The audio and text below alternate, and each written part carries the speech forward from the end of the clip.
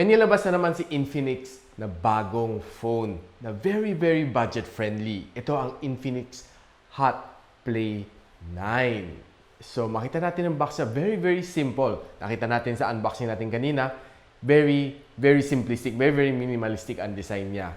So ito na yung phone, hawak natin. After natin ma-unbox, makita natin very big ang screen niya, no? At 6.82 inch. Grabe, no? Imagine, ang laki-laki ng phone mo, laki-laki ng screen. Medyo may kunting kabigatan nga lang siya, no, to be honest with you. Pero, masasabi ko sa inyo, pag manood ka dito ng movies, ang sarap. Ang laki kasi ng screen niya. And what's nice is, hindi ganun kalaki ang kanyang bezel. Makita natin yung chin niya, no, medyo malaki konti. Pero pagdating dito sa kanyang bezel sa gilid, lumiliit na siya. Okay na okay. Teardrop notch ang kanyang front camera. Then, of course, likod niya is plastic. So, i-run na natin ang specs nitong Infinix Hot Play 9 sa screen ngayon. Meron siyang memory na 4 gigs of RAM and 64 gigs of storage. Then, connectivity niya, may GPS siya, Wi-Fi and Bluetooth. Battery capacity, 6,000 mAh. Grabe ang laki. Operating system niya, syempre, Android 10 na siya. Not bad. Front camera, 8MP. Na may kasama pang flashlight, no? Rear camera, 13MP, dual camera with flash. Ang processor niya, MediaTek Helio A25. Ang kanyang screen size, 6.82 HD plus 720p. Then of course, meron din siyang fingerprint scanner, just like any other phones.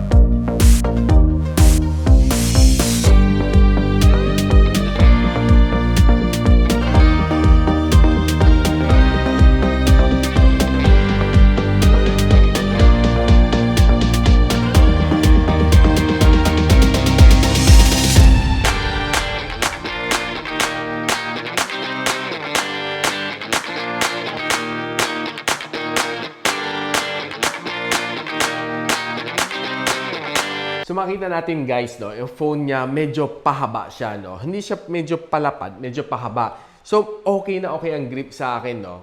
Kaya ko pa naman i-grip at yung daliri ko kaya pa naman abutin ang dulo ng screen. Which is, not bad. 'Di ba? Mga iba siguro medyo lumalapad. So medyo nahihirapan ka na mag-grip. Unlike this one, okay na okay ang grip niya. Design talaga siguro to for gaming purpose. Ngayon, silipin na natin ang score niya sa Antutu. Binigay siya ng 97,709 points, which is Kulang-kulang 100 na rin. At ito ang gusto natin malaman kung gaano tatagal ang kanyang battery. Binigyan siya ni PC Mark ng 17 hours and 10 minutes na screen on time. Which is, well, not up to my expectation. In-expect ko siya halos kulang-kulang 20 hours. And 17 hours, well, masasabi natin siguro yung chipset niya is not really optimized ang kanyang battery performance. Though, pwede na, di ba? 17 hours is still 17 hours. Tapos, ito ang trivia. Gaano kabilis niya mag-charge? So, dinayin natin ang kanyang battery down to 17%, then chinarge natin all the way up to 100%. Medyo matagal, masasabi ko sa inyo, truth be told. And guess what? Ganda dito, magbaon ka ng power bank. In case na bigla kang mamamatay ng battery, at least may nakakatabing power bank ready to charge it up any time of the day. So ngayon guys, pakita ko sa inyo ano itsura pang manood kayo ng YouTube dito. Grabe, ang laki ng screen. Ang ganda ng viewing experience niya dito. Honest with you, medyo na blown away ako sa kanyang screen size. Sobrang laki, 6.82. Normally, nahawa ko mga 6.67. Yun ang mga typical. Pero ngayon, 6.82. Wow, ang laki. Ang sarap manood ng mga movies dito, mga Netflix, yan. And syempre, maganda rin manood ng review ni Gadget Sidekick dito sa phone na ito, syempre. Ngayon. Tignan natin ang Mobile Legends. Grabe, ang laki ng screen niya. Ang laki ng viewing angle mo. Isipin mo, medyo sa 6.67, okay na ang viewing mo eh. Pero dito sa 6.82, mas marami ka pang makikita. So, mas mabilis kang makapag-detect ng kalaban and mas prepared ka pag meron kang mga incoming ng kalaban galing sa sides. So, ang gameplay niya, okay naman, smooth naman. Hindi naman siya super duper smooth, pero may kunting lag lang naman. Kasi yung chipset niya, hindi naman siguro ganun ka super optimized for gaming. Then, punta natin ang Call of Duty. Dito sa Call of Duty, no, ayan, medyo nafe-feel ko na ang kanyang pagka-lag. So, may times na pa nasuswing ako left and right, makita natin, pero parang naiiwan ang screen ko. And lalo na pag bumabaril, minsan parang nadidelay at nalilate ang mga bala ko. So, minsan ako unang natotodas, hindi yung kalaban. So, ngayon, tingnan natin ilang mga camera shots natin, no? Makita natin sa low light, no? Okay naman siya. Hindi naman siya ganong katingkad. Pero, masasabi ko, pwede na. Yung typical camera natin na sa mga budget series na phone, halos ganun ito mga itsura. Hindi mo makita na sumisipa ang kanang AI, pero decente namang makakuha ng shots, no? So, pumasok tayo sa indoor, sa loob ng coffee shop. Okay naman, mga shots niya. Well, nothing really special dito sa camera na. Siyempre, of course, very, very budget na. Magulat na kayo sa presyo mamaya pag sinabi ko. Then, tinayin natin ng ilang dahon, outdoor shot, okay naman, matingkad naman ang kanyang mga kulay, no? So, hindi nakaka-disappoint ang kanyang camera, kahit yan lang ang presyo niya. Then, kumuha tayo ng ilang selfie sa indoor. Well, decent naman siya, to be honest with you, 8MP, okay. Pero meron siyang times na medyo madilim ang kanyang selfie shots. Then, tinayin natin ang kanyang video camera sa rear, no? Medyo hindi siya ganong kalinaw at medyo makita natin medyo shaky siya. Tapos lalo ko nagsuswing kan left and right, medyo blurred, nabe-blur out siya. So medyo nakakahilo siya panoorin pag mabilis mag-swing ang kamay mo gamit ang iyong kamay. Dito sa Infinix Hot 9 Play. So ayan guys, nakita na natin ang kakayahan nitong Infinix Hot 9 Play. And ano masasabi nyo? Alam nyo, magugulat kayo sa presyo nitong phone na ito. Nabili ko to sa Shandy Masangkay, no? Sa 1208 Masangkay Street, Tondo, Manila. And guess what? Ang kanyang 4 gigs of RAM, 64 gigs of storage ay 5,999 lang. Imagine, ang mura. So ano masasabi nyo? Ako, okay, patok to. Lalo na, hindi lang naman siya good for online schooling and online learning. Okay din siya for gaming. Pero syempre, hindi ganun ka-okay ang kanyang graphic intense games.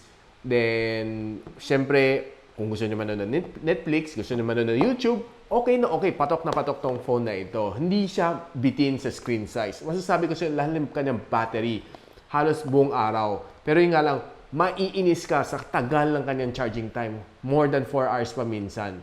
Yun ang downside nitong phone na ito. At medyo may kunting kabigatan nga lang din siya. Yun ang mga mapapansin mo sa phone na ito. So, anong thoughts ninyo? Comment kayo below sa comment section para alam ko rin kung ano ang iniisip nyo. Kung okay ba to, patok ba, o hindi. Don't forget to watch Sulit Tech Review and of course, si Pinoy Tech Dad. Meron silang mga take dito sa Infinix Hot 9 Play. So kung nagustuhan nyo itong video ko, don't forget to like, subscribe, and hit that bell icon para hindi na ma-miss ang aking mga future episode dito sa Gadget Sidekick. So ako nga pala inyong Sidekick, si Richmond. Kita-kita ulit tayo sa aking susunod na video. Paalam!